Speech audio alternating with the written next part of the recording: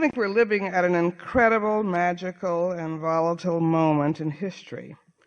Very few of us are blessed to experience the beginning of both a new century and millennium, and I think that we need to ask how we are going to give thanks for the life and earth and nations and children that God has entrusted to our care. What legacies and values will we stand for and send to the future through our children to their children, and to a spiritually confused, balkanized, and violent world that is desperately hungering for moral leadership and community? How will progress be measured over the next 10, 50, 100, and 1,000 years if we survive them? By the kill power and number of weapons of destructions we can produce, or by our willingness to shrink, indeed destroy the global and national prisons of violence constructed in the name of peace and security? Will our era be remembered by how many material things we can manufacture, advertise, sell, and consume, or by our rediscovery of more lasting non-material measures of success? A new Dow Jones for the quality of life and justice in our families, national and world communities. Will our legacy be how rapidly corporate merger mania and technology and greed can render human beings obsolete, or by our efforts to reach a better balance between corporate profits and corporate caring for children, families, communities, the poor, and the environment? Will we be remembered by how much a few at the top can get at the expense of the many at the bottom and in the middle, or by our determination to close the huge gap between the haves and have-nots in a world where the net worth of the 1,210 richest people exceeds the combined income of almost 2 billion people in the poorest 130 nations?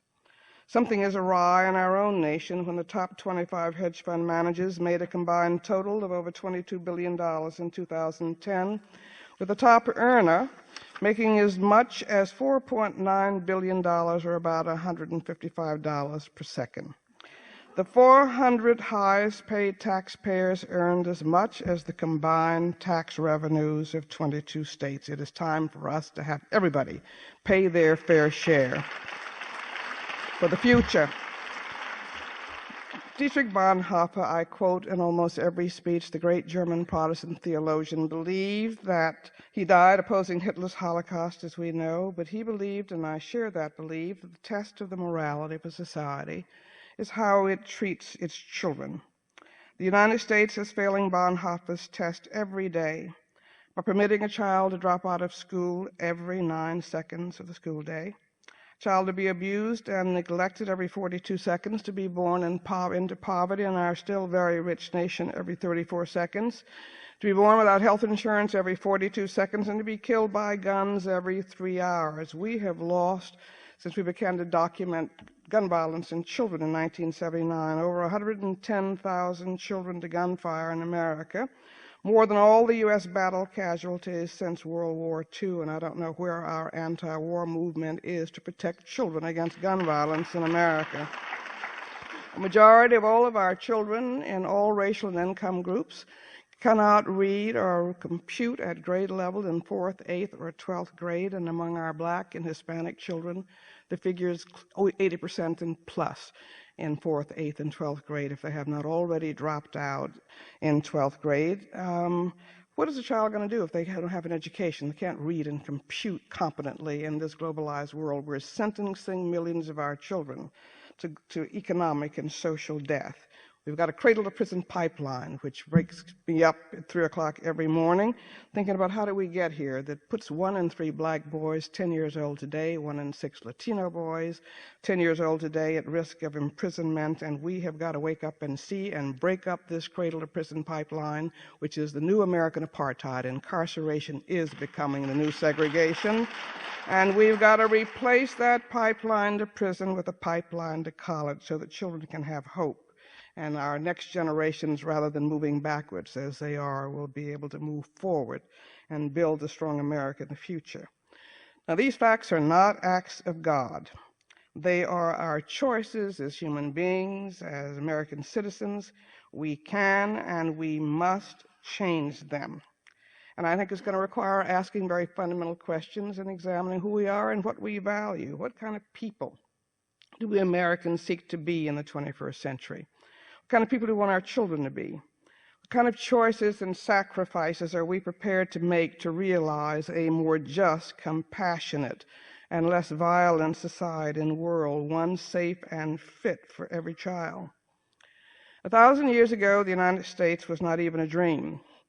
Copernicus and Galileo had not told us the earth was round or that it revolved around the sun. Gutenberg's Bible had not been printed. Wycliffe had not translated it into English. And Martin Luther had not tacked his 95 Theses on the church door. The Magna Carta didn't exist. Chaucer's and Shakespeare's tales had not yet been spun.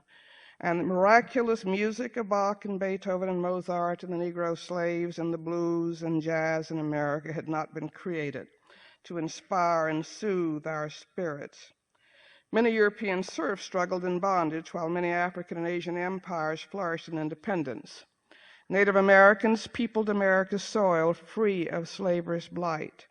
And Hitler's Holocaust had yet to show the depths human evil can reach when good women and men remain silent or indifferent.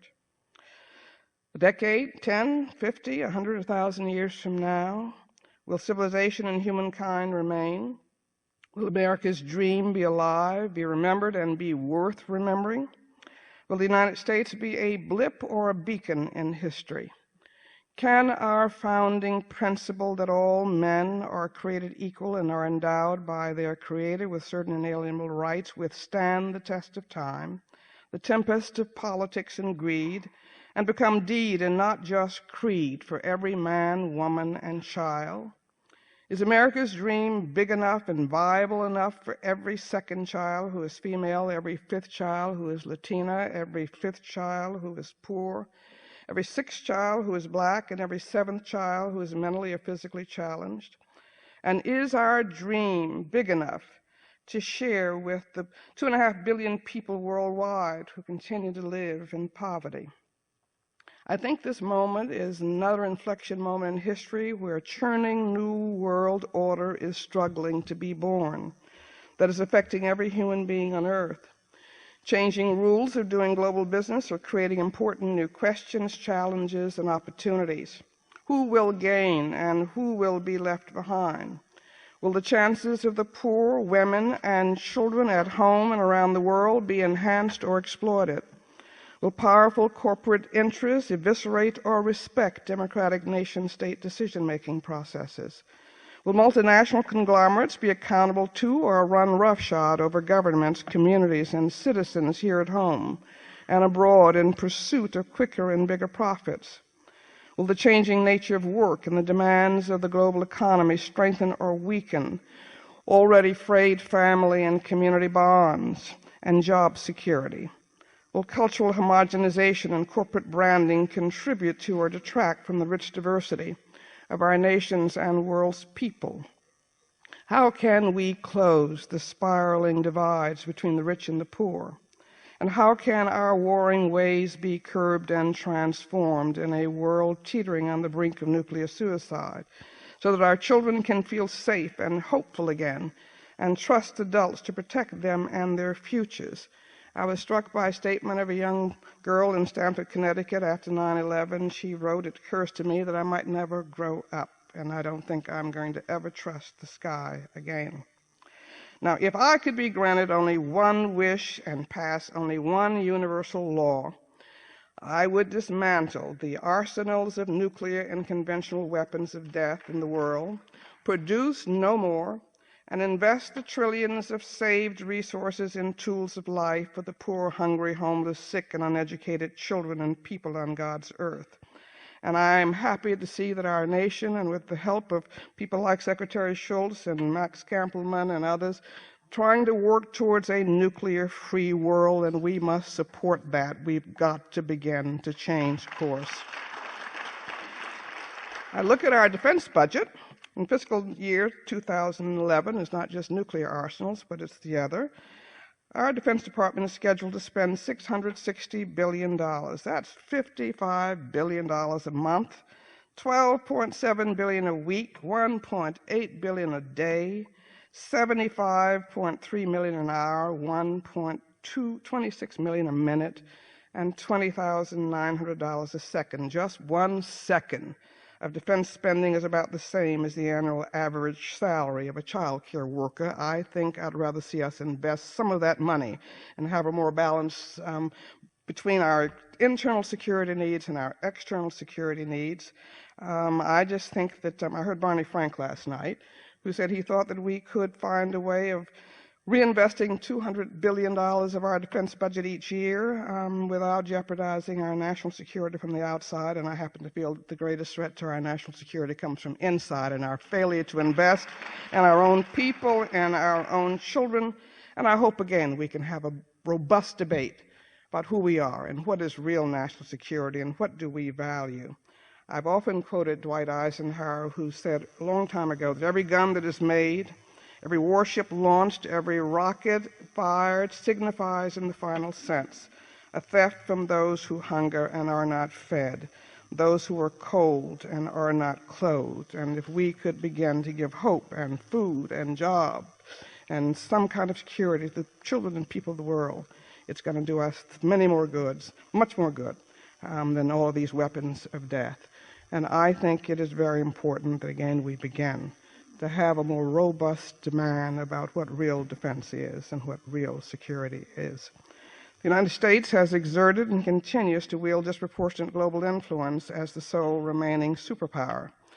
But our moral authority, economic capacity, and ability to lead will continue to wane unless we get our internal house in order, practice our espoused values of freedom and justice, repair our crumbling economy, make sure that all of our children can get a decent education through our public school systems, and close the gaping gap, the wealth gap and the income gap, which Occupy Wall Street had at least put on our radar screens. And I hope we will use it to transform or to figure out how we can now take this and really begin to see how we can move our nation in a new direction.